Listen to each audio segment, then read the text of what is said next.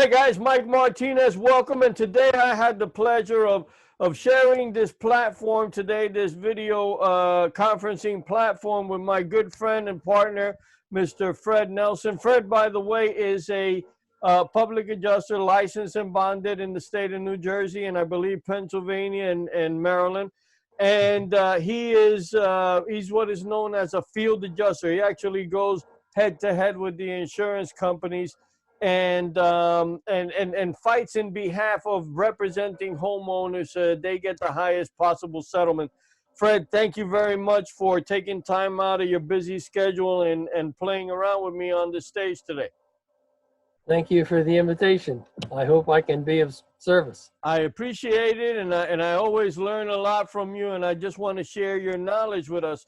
But here's the first question, man, because believe it or not, I'm working on this project on reinventing yourself after 50, right? And I know you're just a little after 50, but you started your public adjusting endeavor or career just a few years ago, and you were actually retired.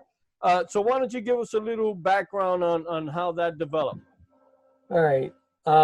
My background is construction. I was in the construction field as either owner of a company, manager of different areas, or someplace in the executive stream of a company. And I had started out as building homes. And it was a couple of years ago. I'm over 50, as Mike said. And I basically wore my body out because of the physical work that I did for many years. But my background is construction, so therefore it gives me a hands up on a lot of people because I know what the damages are and how to repair them.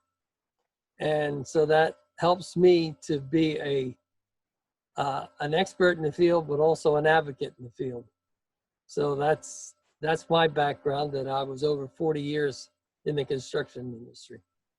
So with that said, now, because I mean, the purpose of me sharing this video and this interview with the world, me interviewing you, is because I want, there's 25 so far. That's what I hear from the media. I don't know how true it is. I haven't done the count. But there's about 25 million people in the United States now that are unemployed. And some of them are going to have a hard time getting back in the employment field because you know what? You got a lot of young people that are going to be first in line, right? I mean, the company has a choice of hiring somebody that's going to retire in 10 years or hiring somebody that may have another 25 or 30 years of employment. They're going to choose for, I believe, the younger person. And this all varies, right? But although you did have experience as a builder, is this, in your opinion, is this something, being a public adjuster, is this something that people can learn to do?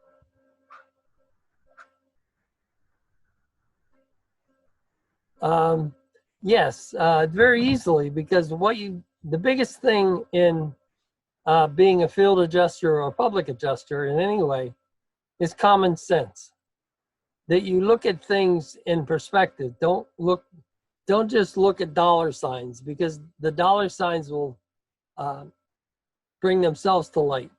But if you're out there to do a service for your clients will take care of you by paying you a fee. So you're out there to make sure that you do the best for your clients, and it'll all come about for you. Yeah. And you know, what's a good distinction for you guys that are looking at this and maybe considering joining the field or contacting either Fred or myself to get started. Here's what I'm going to tell you. I am a public adjuster, but I am not what Fred is, which is a field adjuster. That's a level higher than me, in the sense that, like I said, he goes toe-to-toe with the insurance company. I am a public adjuster that goes out there and I qualify a claim. In other words, I look at the homeowner's paperwork, I look at their damage, and then I say, yeah, you got a claim here, or no, you don't have a claim here.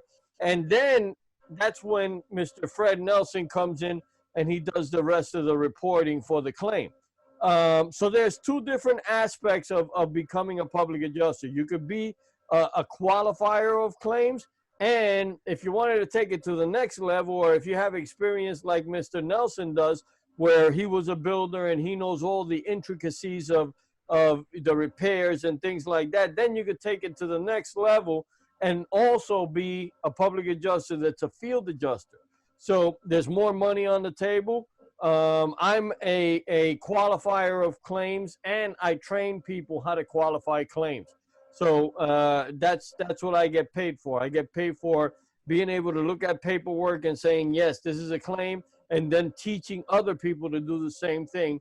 Mr. Fred does the same thing. Mr. Fred is a trainer, and he trains people how to be qualifiers of claims, but he also goes out there and he does the reports. He does the sketches. He does the measuring. He does the outline of what needs to be brought back to pre-damage conditions. So there's two different aspects of it. We're both in the same thing. We're both in the same career, but it's two different facets of it. So Fred, what would you say to somebody that may be looking at this and maybe retired, or maybe looking at a second career, or just starting a new career in general?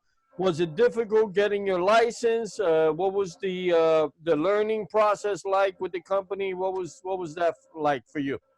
Well, in my case, I moved fairly quickly. I was within a 6-week period after I joined Metro, I was already out in the field as a field adjuster.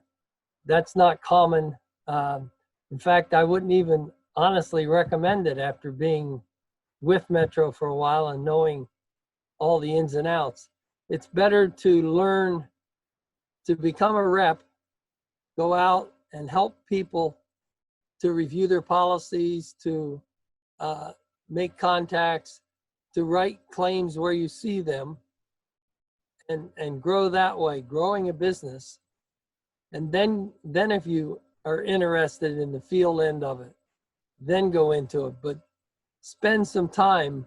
I would recommend probably a year to 2 as a representative before you tried to get into field adjusting. Mm-hmm. But they're both gratifying careers, both ways. And as far as the licensing, because you got to get licensed, we're in the state of New Jersey, for those of you that are asking or wondering. We're in the state of New Jersey, and what's interesting about our business is that you start with your resident state, you get licensed, you have to take a test in most cases in your resident state. But then when you want to go and get, let's say, Pennsylvania or Maryland, all you need to do is pay the fees, whatever fees the state mandates, and then you get that. You don't have to take the test in Pennsylvania. You don't have to take the test in Maryland. But as far as that's concerned, how did you find the process of learning for the test and taking it? Because a lot of people they're hesitant. Oh man, I gotta take a test. I gotta do this, do the other. What would you say about that? I know you did well the very first time. Well, as soon as I started with Metro, within 2 weeks I had my license. Wow, I didn't know that. That's again not common. Most people worry about studying for a test and everything else.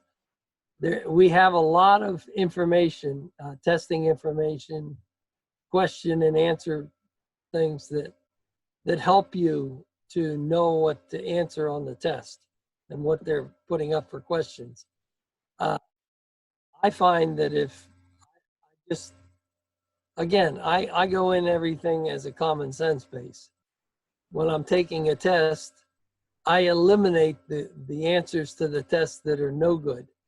That leaves me with a smaller group to check on. Like if you have four answers and 2 of them you can eliminate right off the top, now you've got a 50-50 chance of answering that question correctly, Right. even without knowing what the answer is whatsoever. So that's the way I go about test taking. And I scored fairly highly on my test. So I don't take that as an obstacle. I take it as an achievement. I can go about and learn how to do it and take that test and pass it. So, and even if you're a poor test taker, which is, you know, you can be, there's nothing to say that you can't retake that test. Right. You fail it, it gives you some more training to take it a second time and to get a passing grade. On the test, it's either pass or fail, except that they'll tell you in what percentile you're in most cases, at least. Right. I'm told that.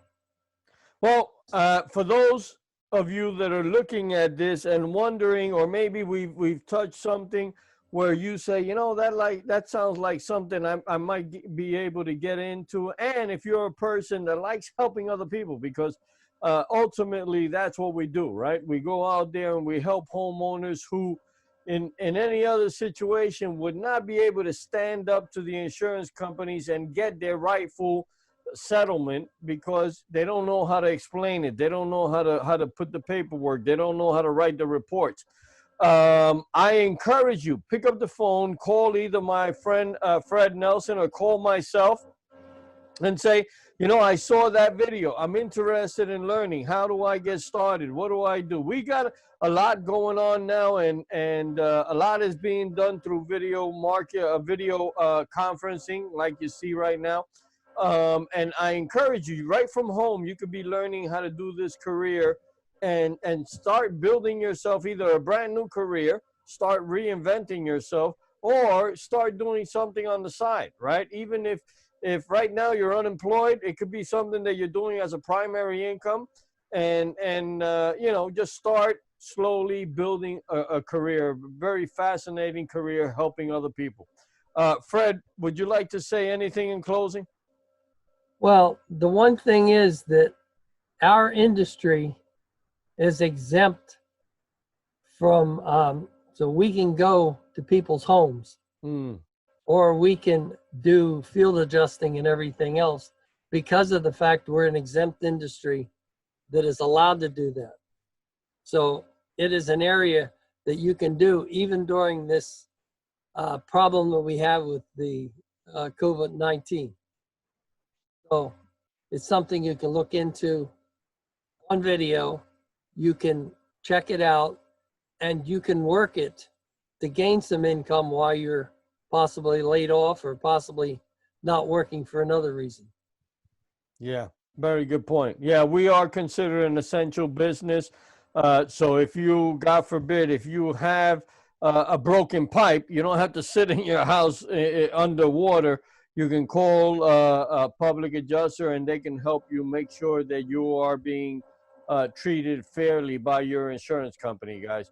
So bottom line is, again, if you saw something here, if you know, and if you're experiencing anything, any kind of damage to your home, and you didn't know that you have this resource, a lot of people don't know what a public adjuster is. But we are expanding. We're looking to put more people in the field and start them working. And we are training people. So we help you get trained. We help you get a license. We help you get bonded. We work this whole process with zero knowledge. You can come to us with zero knowledge and still develop a nice income. So Mr. Fred is an example of somebody that did this, you know, at a retirement stage. He was already retired for what, the third time, right? Yep. Yeah. I couldn't sit still that long. And you know what? Believe it or not, he had his own experience. He actually had damage to his home, and he didn't collect anything, correct? Yeah. Well, quick story is I had one of my children put something under a second in the vanity on the second floor and knocked the pipe loose. And they still used the vanity because they didn't know that they had knocked the pipe loose.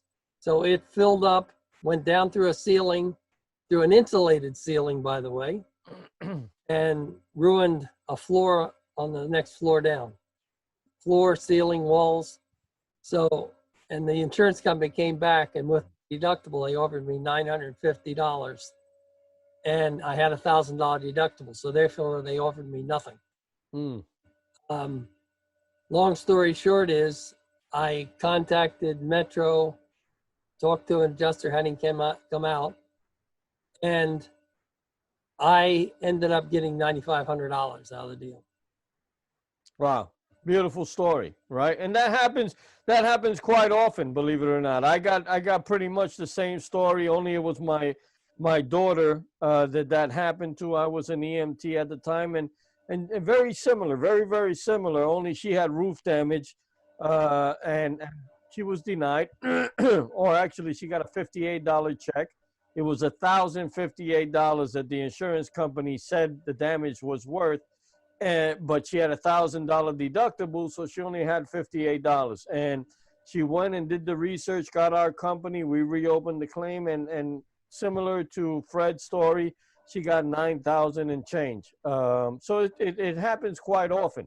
But again, if you're looking at this and you're thinking, I want to do a career change, I want to reinvent myself, I want to start something new, I want to be part of the solution and not part of the problem, we just might have the answer for you. I encourage you to pick up the phone, give me a call, give Mr. Fred Nelson a call, and say, what can, I'd like to start training. I'd like to get licensed. I'd like to be a licensed and bonded public adjuster. So it's in your court. The ball's in your court now. If you see an opportunity here, if you see something that sparks an interest, pick up the phone, give us a call. Fred, thank you very much for your time. Thank you for sharing your stories. And I love speaking to you because I always learn something. So I appreciate your time, man. Thank you for the invitation. Have a great day. Thank you. You as well.